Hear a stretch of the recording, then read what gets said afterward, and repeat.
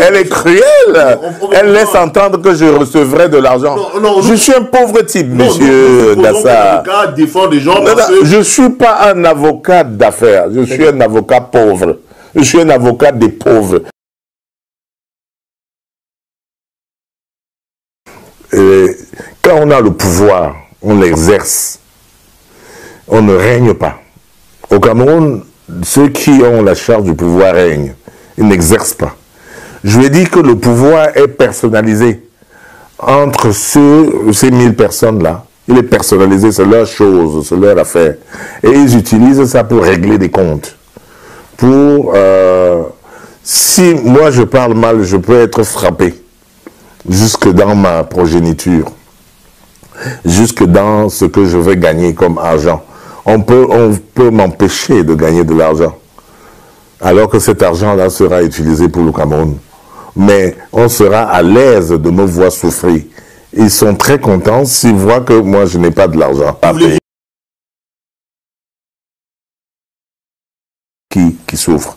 Et je ne cite que ça. Il y a beaucoup d'autres abus de ce genre-là qui fait en sorte que le peuple réclame le changement parce qu'en réalité, il vit mal. Il vit dans la peur.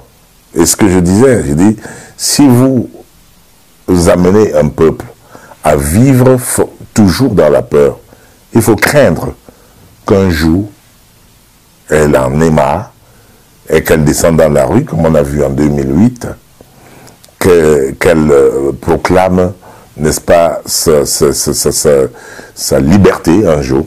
C'est comme une mamie qui boule et qui finit par exploser.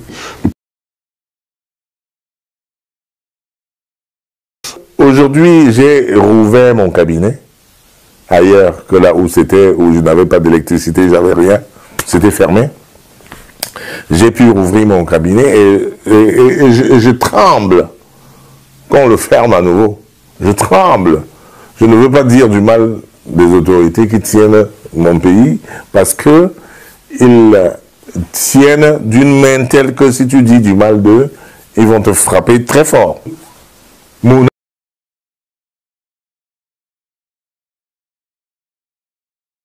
Mais oui, nous ne sommes pas un état de droit tel que nous le proclamons. Parce que la définition d'un état de droit, c'est qu'un état de droit se soumet en priorité et d'abord à ses propres lois. Or, les lois sont faites pour nous, pas pour eux. Pour nous, le pauvre peuple, mais pas pour les gens qui sont en haut et qui dirigent le truc.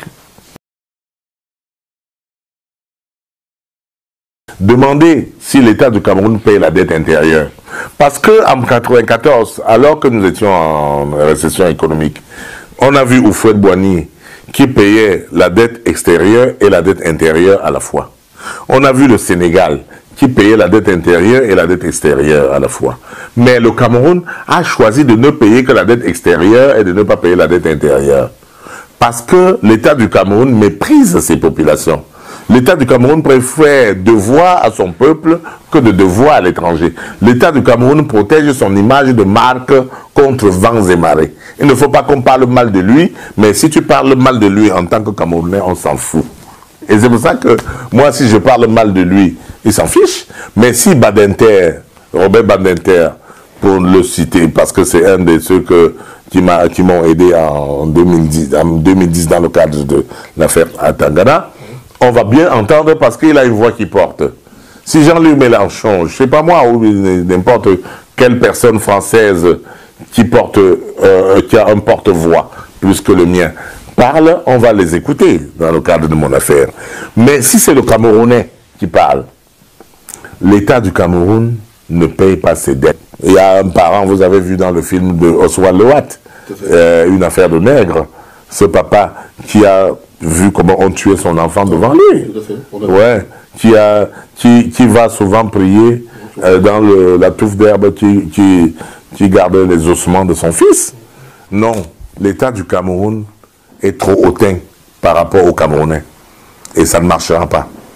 Tant qu'un État méprise d'une manière aussi excentrique, d'une manière aussi grave, les populations dont il a la charge, il finit mal. On va... Elle est cruelle. Elle laisse entendre que je recevrai de l'argent. Je suis un pauvre type, monsieur Dassa. Je ne suis pas un avocat d'affaires. Je suis un avocat pauvre. Je suis un avocat des pauvres et un politicien des pauvres des marécages. Mais attendez, je ne suis pas l'État du Cameroun. Je ne suis pas le Zorro.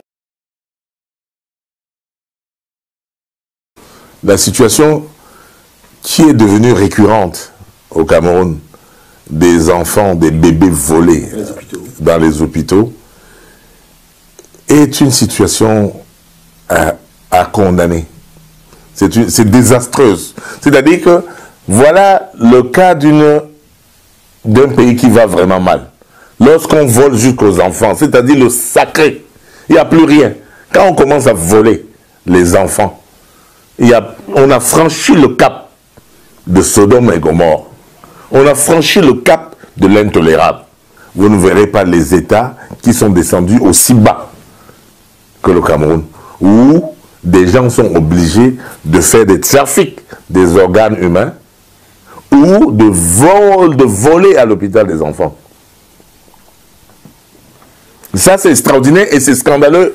Je pense qu'il n'y a pas de mots assez durs pour condamner cette situation de fait, qui est une réalité chez moi, dans mon pays.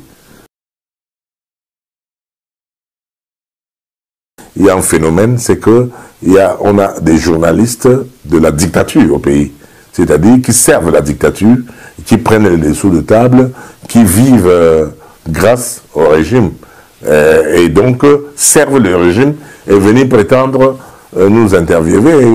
On va m'interviewer, moi je ne veux pas voir l'interview à la télévision, on va aller donner ça à Yaoundé pour dire voilà ce qu'il a dit, voilà ce que Momo pense. Voyez-vous, il y a les partis qu'on montre à la télé, il y a des partis qu'on ne montre pas. Et c'est là où vous devez savoir quel est le vrai parti d'opposition. Il y a des partis d'opposition qu'on présente comme étant les leaders de l'opposition et tout ça, les partis leaders, mais en réalité c'est parce que ce sont des copains et des coquins qui partagent le beefsteak ensemble. Nous, j'ai vu des partis qui ont défilé à Buea, des partis qui n'existent pas, qui existent sur le papier, c'est-à-dire que dont les militants ne peuvent pas remplir une cabine téléphonique.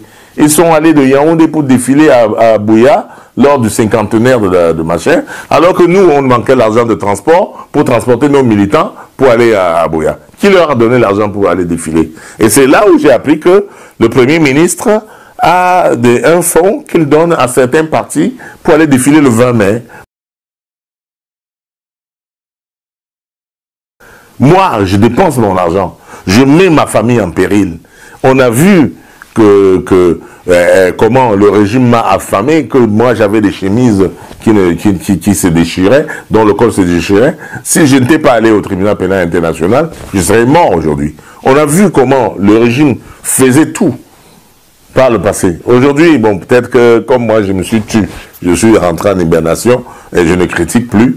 Et bien maintenant que vous me faites encore parler, peut-être que moi je vais subir le contre-coup de tout ce que je dis là, en termes de ferme. Si vous entendez que mon cabinet est fermé, c'est que ce sera encore à cause de vous. Parce que j'avais dit je ne parle plus. Je sauvegarde ma famille, parce que je ne suis pas le seul Camerounais, je suis mandat, je ne suis pas un héros national, ou bien le messie attendu que je vais sauver le monde au détriment de ma famille. 2018, c'est dans 3 ans. Serez-vous de nouveau candidat? Il faut dire que le pouvoir s'emploie de toutes les manières qu'il peut à réduire les candidatures. Donc des gens comme moi qui ont sans aucun moyen financier brillé pendant la dernière présidentielle, on va dire, hein, parce que 2011, on va dire briller entre guillemets, parce que j'étais quand même 8e, j'étais pas 2e ou 3e, mais quand même on va dire que moi j'étais fâché, mais les gens ont dit même 8e tu simplifies pas, tu as quand même brillé, donc mettons briller donc entre guillemets. Les gens ont dit à Yaoundé que voilà un espoir, voilà un danger.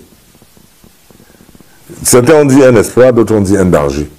Et donc, du coup, Si on partage à tout le monde, on me refuse, on me donne pas. On ne donne pas à mon parti. On va tout faire, on fait tout pour que mon parti n'ait pas les moyens de se présenter, de me présenter à l'élection de 2018. Vous savez qu'il faudra mettre 30 millions. Moi, je ne les ai pas, les 30 millions. Donc, c'est la guerre au pouvoir et on ne sait pas si Paul Biya lui-même sera président. Donc, ceux qui sont là se voient eux-mêmes présidentiables. Et ils ne veulent pas qu'il y ait beaucoup de gens qui viennent leur porter ombrage. Or, semble-t-il, j'ai montré que je pouvais faire quelque chose, que les gens peuvent croire en moi et que je pouvais être effectivement une pièce de rechange possible. Et donc, on va tout faire pour m'empêcher de le faire. Mais en même temps, je suis en train de réfléchir pour dire, est-ce que ça vaut le coup? Est-ce que ça ne vaut pas la peine que moi, je cherche mon argent, comme dit ma soeur, et que les gens disent que moi, j'ai gaspillé tout mon argent, je suis trop bête, je suis idiot, parce que je prends l'argent, mon argent que j'ai travaillé en Tanzanie, j'ai mis en politique et je suis pauvre. J'aurais pu construire un immeuble et prendre les locations marrantes et vivre peinard la fin de mes jours. C'est un argument qui touche. Je n'ai pas des immeubles qui me rapportent de l'argent. Et je vois des gens qui ont des immeubles, qui ont servi ce régime, qui ont de belles voitures. Moi, j'ai une vieille voiture. Je n'ai pas des immeubles qui me rapportent de l'argent. Et je me dis, est-ce qu'ils ont tort? Est-ce que peut-être je n'ai pas mon premier devoir? Est-ce que ce n'est pas d'abord ma famille? Vous voyez-vous? Je me pose ces questions en tant qu'être humain. Est-ce que je vais gaspiller 30 millions? Est-ce que je n'ai pas encore... Je n'ai pas encore tiré des conclusions. Est-ce que je vais gaspiller 30 millions pour aller être candidat? Mais est-ce que si on me donnait 1 milliard aujourd'hui, est-ce que je serais candidat? Le problème, c'est ça. Est-ce que le truc, est-ce que ce ne serait pas bien que je laisse le pays là où il est, puisque je croyais que j'étais le Messie, mais je n'ai été que 8e. Si j'avais été au moins 3e ou 4e, j'aurais cru qu'il y a une partie de la population qui me soutienne.